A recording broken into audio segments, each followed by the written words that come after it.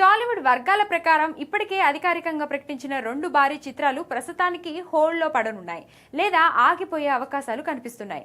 అందుకే power star Pawan Kalyan most awaited sequel OG2 అనూహ్యంగా ముందుకొచ్చినట్లుగా చెప్తున్నారు. పవన్ ఓజీ సీక్వెల్ క్రేజ్ ఎలా ఉందో ప్రత్యేకంగా చెప్పనక్కర్లేదు. దీని కారణంగానే 2 సినిమాలు అటకెక్కే పరిస్థితి కనిపిస్తుంది.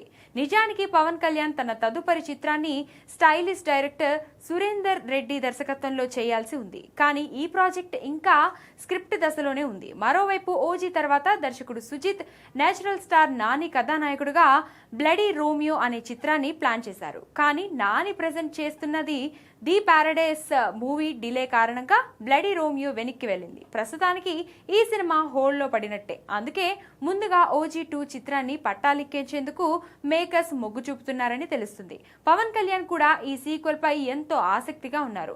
దీనికి సంబంధించిన ప్రీ ప్రొడక్షన్ పనులు కూడా మొదలుపెట్టినట్టు సమాచారం.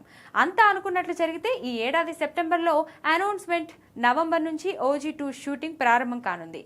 అంతేకాకుండా 2027 చివరి నాటికి ఈ చిత్రాన్ని థియేటర్లోకి తీసుకురావడం అనే లక్ష్యంగా మేకర్స్ ప్లాన్ చేస్తున్నారట. అయితే OG2 తర్వాత Surender Reddy cinema, Nani bloody Romeo ఉంటాయా లేదా అనేది ఇప్పుడు ప్రశ్నార్థకంగా మారింది.